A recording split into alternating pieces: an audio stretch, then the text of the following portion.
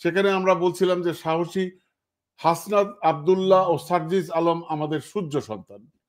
তাদেরকে সেনাবাহিনীর মুখোমুখি যারা দাঁড় করিয়েছে তারা চিহ্নিত বিশৃঙ্খলা সৃষ্টিকারী তৌহিদি জনতার প্রেতাত্মা এবং মব সন্ত্রাসের উস্কানিদাতা।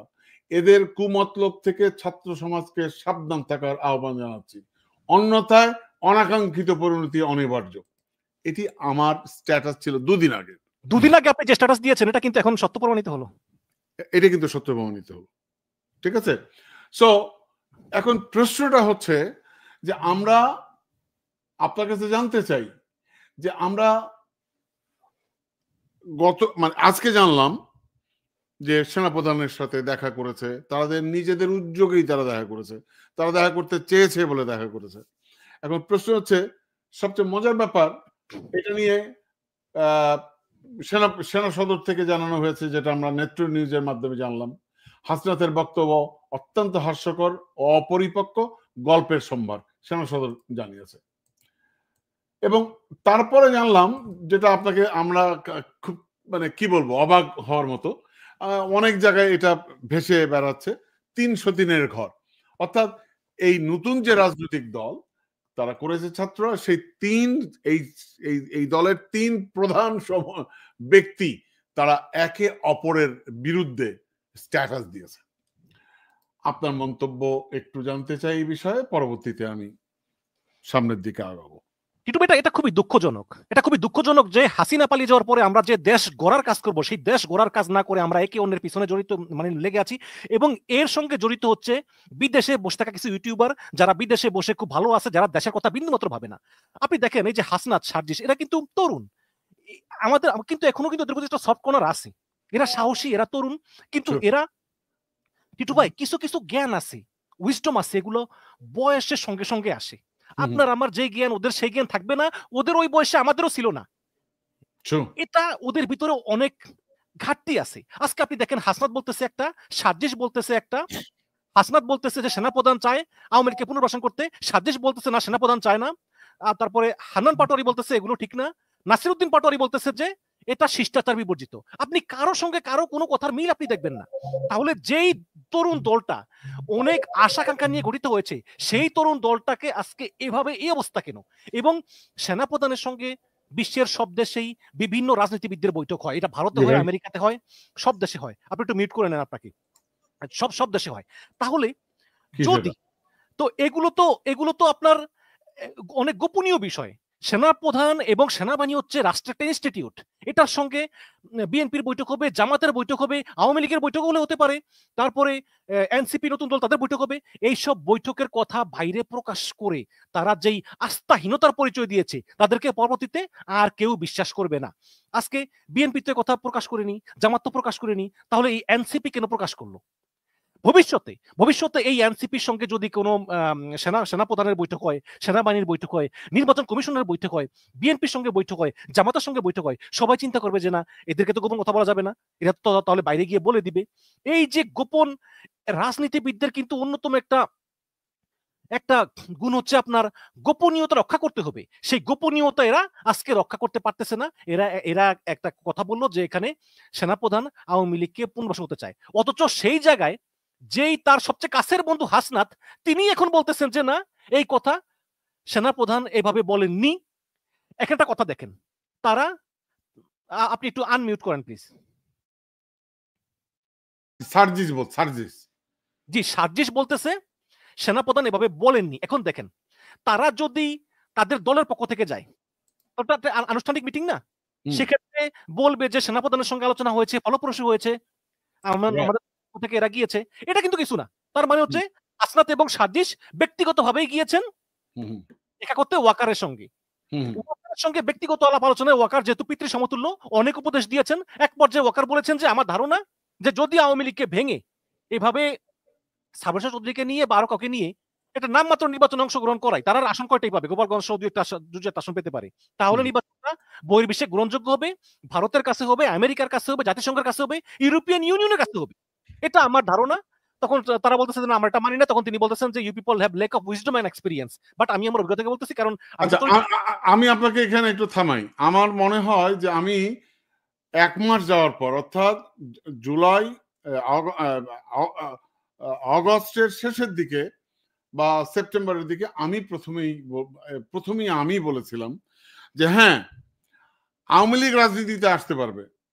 তাহলে দাগিরা যারা লুটপাট করেছে, যারা যারা যারা হাসিনাকে শতভাগ সমর্থন করেছে, খুন করেছে, বাটপাটি করেছে, তাদেরকে বিচারের আওতায় আনতে হবে।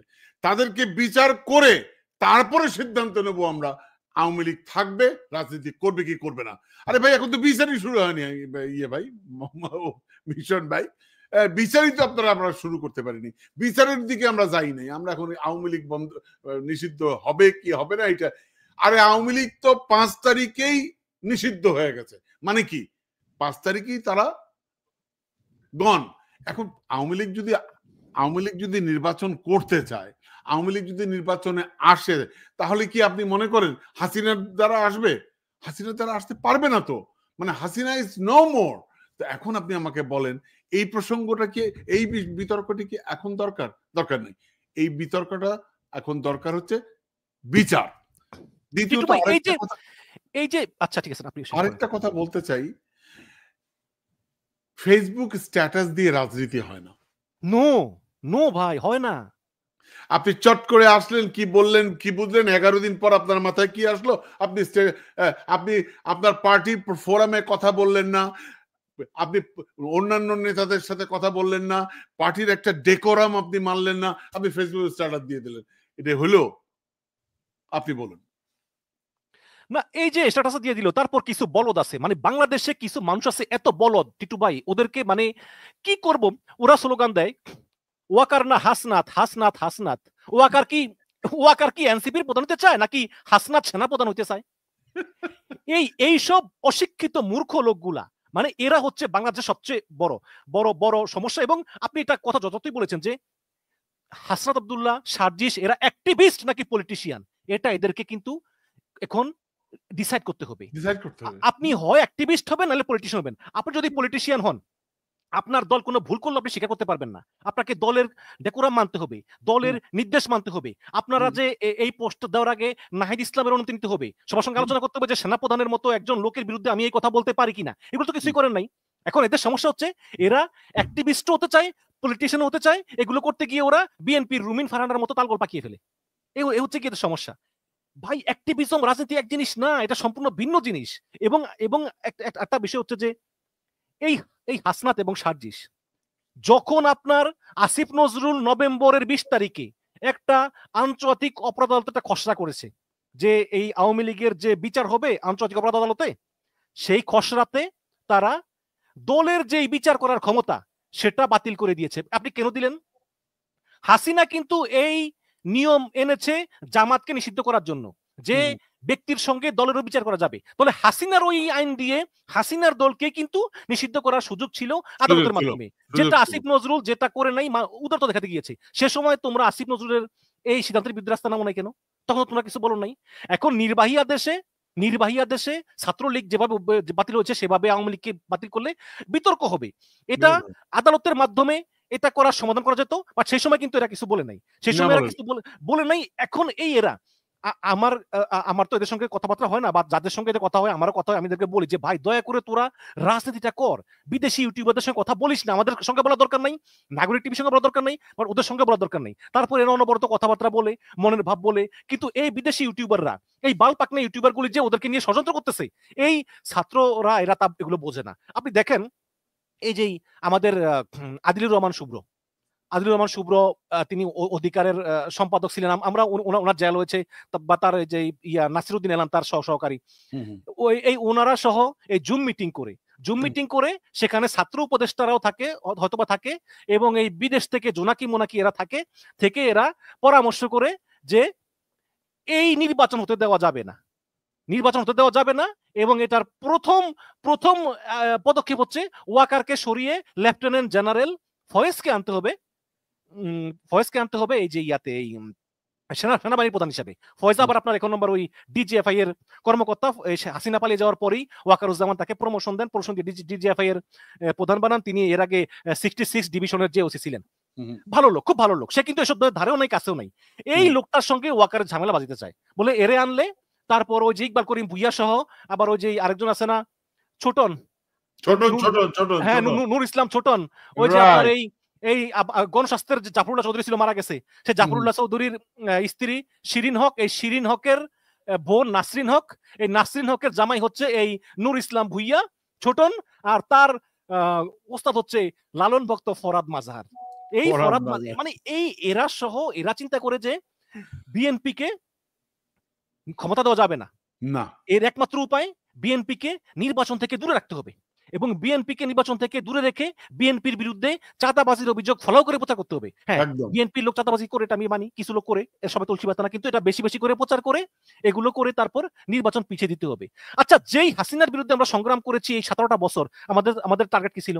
যে হাসিনা আমাদের ভোটাধিকার কেড়ে নিয়েছে তো ভাই। এক্স্যাক্টলি তাই। এখন সেই হাসিনাকে যেই ভোটাধিকার চুরির কারণে বাদ দিলাম, সেই হাসিনা চলে যাওয়ার পর এরা এখন বিপ্লবী সরকার গঠন করে অনির্দিষ্টকালের জন্য নির্বাচন ছাড়া ক্ষমতায় থাকতে চায়, এবং বিএনপির বিরুদ্ধে অভিযোগ করে যে বিএনপি নির্বাচন চায়। আচ্ছা, নির্বাচন চাওয়া কি অপরাধ? বিএনপি বলতেছে নির্বাচন চাই, জনগণকে ভোট দিলে দিবে না দিলে নাই, কিন্তু এরা বলতেছে না বিএনপি নির্বাচন চাই, এটাই অপরাধ, কারণ বিএনপি ক্ষমতা লোভী। এবং এই যে কথাগুলো বলে আজকে আপনি একটা দেখালেন যে মানে ওই যে ছোটবেলায় আমরা গোজামিল দিতাম না, গোজামিল এটার সঙ্গে ওটা, ওটার সঙ্গে ওটা, মানে যেমন এরকম গরু ঘাস খায় আর আমরা গরু খাই, তার মানে আমরাও ঘাস খাই, এই ধরনের উক্তিগুলা পিনাকি কি বলে যে নিজুম মজুমদারও সেনাপ্রধানের সঙ্গে সুর মিলিয়েছে, তার মানে সেনাপ্রধান হচ্ছে ইন্ডিয়ার দালাল। এই সেনাপ্রধান কোনো মতেই ভারতের দালাল না, যে এই যে নিজুম মজুমদার ওয়াকার পক্ষে দাঁড়াইছে, এবার হিসাব মিলিল ইন্ডিয়ার সেনাপ্রধান ওয়াকার, নিজুম মজুমদার, বিএনপি, আওয়ামী লীগ এখন সব এক পক্ষ। মানে এই যে গোজামিল গুলো দেয়। আচ্ছা, আমি আপনাকে বলি হ্যাঁ, যে বিষয়টা দেখুন, আমি আপনাকে একটা স্টেটমেন্ট দেই। উনি আমাদের এই যাকে আপনি জোনাকি বলছেন, হ্যাঁ, সো এই পিনাকি ভট্টাচার্য একটা স্টেটমেন্ট দিয়েছিল, আপনি জানেন, একটা পোস্ট ছিল তার নেত্রী নিউজে, যে প্রকাশিত যে সংবাদ, সেই সংবাদকে কেন্দ্র করে উনি একটি স্টেটমেন্ট দিয়েছিলেন, এবং ওই স্টেটমেন্টের বিপরীতে আমাদের জুলকারনাইন সামি উনি একটা মানে স্টেটমেন্ট দিয়েছেন, উনি একটা পোস্ট করেছেন, সেখানে উনি এভাবে লিখেছেন, যেহেতু ইংরেজিতে লিখেছেন, আমি এই জোনাকি সাহেবের মতোই বলি, তাহলে তো ওটা সত্য হবে, তাই না? সো আমি এটা বাংলায় ট্রান্সলেট করছি। হ্যাঁ, আমাদের সামি ভাই এটা যা লিখেছেন এখানে, উনি বলছেন এভাবেই তিনি মিথ্যা বলেন, সম্মতি তৈরি করার জন্য অর্ধসত্য ছড়িয়ে দেশকে অস্থিরতার দিকে ঠেলে দেন। তিনি নেত্রী নিউজকে সেনাবাহিনীর সদর দপ্তরে প্রতিক্রিয়ার কিছু অংশ বেছে বেছে নিয়েছিলেন। এই গুরুত্বপূর্ণ বিবরণটি গোপন করেছিলেন, যে বৈঠকে হয়েছিল সার্জিসের কাছ থেকে আসা পরামর্শের কারণে, অন্যথায় নয়। আমি আবারও বলছি, সেনাবাহিনী তাদের ডেকে পাঠায়নি, এটি সেনাবাহিনীর দ্বারা শুরু করা হয়নি। এই সত্যটি বাদ দিয়েছেন তিনি। এখন প্রশ্ন হচ্ছে যে এই হচ্ছে আমাদের পিনাকি ভট্টাচার্য, পিনাকিদা। এখন পিনাকিদা এটা আমাদের ইয়ে করেছে, কি বলে, আমাদের সামি ভাই এটার একটা ব্যাখ্যা দিয়েছেন এবং উনি শেয়ার করেছেন তার এই পোস্টটি। কিছুক্ষণ আগে এই পিনাকি ভট্টাচার্য একটি পোস্ট করেছে, সেটা বলেছেন উনি, যেটা আপনি বললেন, নিজুম মজুমদার ওয়াকারের পক্ষে দাঁড়াইছে, এইবার হিসাব মিলল ইন্ডিয়ান সেনাপ্রধান ওয়াকার, নিজুম মজুমদার, বিএনপি, আওয়ামী লীগ এখন সব এক পক্ষ, হিসাব মিলছে। এখন এই হিসাবটা কাকে মিলাচ্ছেন উনি উনার গণ্ডমূর্খ, অপদার্থ, অর্ধশিক্ষিত মানুষকে উনি এই উনার বাণী শোনাচ্ছেন। আরে বাবা, নিজুম মজুমদার যদি এখন ওয়াসার পানি খায়, আমি পানি খাওয়া ছেড়ে দেবো? নিজুম মজুমদার এখন ম্যাকডোনাল্ডস খায়, আমরা ম্যাকডোনাল্ডস খাবো না? এটা কি হয় নাকি? এটা কোনো যুক্তি হলো? আপনি বলেন আমাকে। মিশন ভাই, এই ভারতের বিরোধিতা করতে যে আমি ইন্টারমিডিয়েট পরীক্ষা জেলখানা দিয়েছি, 11 মাস জেল খেটেছি। ভারতের তথাকথিত সে সময় 82 সালের কথা বলছি, এই মুচকুন্দ দুবে ছিল হচ্ছে হাই কমিশনার, চর মারছিল এনএসআই ফিল্ড অফিসারকে, ঠিক আছে, এনএসআর ফিল্ড অফিসারকে চর মেরেছিল।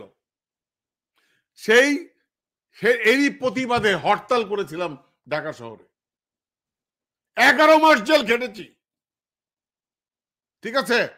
এই গণ অধিকার পরিষদের নূররা প্রতিবাদ করেছিল, প্রতিবাদ ভারতে মোদির প্রতিবাদ করে জেল কেটেছে, মাসের মাস জেল কেটেছে। আর আজকে উনি কি ব্রাহ্মণ পীর হুজুর, ব্রাহ্মণ পীর হুজুর। উনি তখন যখন আপনি জেল কাটেছেন উনি তখন শাহবাগে ছিল, উনি যখন শাহবাগে, উনি এখন ব্রাহ্মণ পীর হুজুর আমাদেরকে তরিকত শিখাচ্ছে, মারফতি শিখাচ্ছে, ফাজলামি করেন উনি,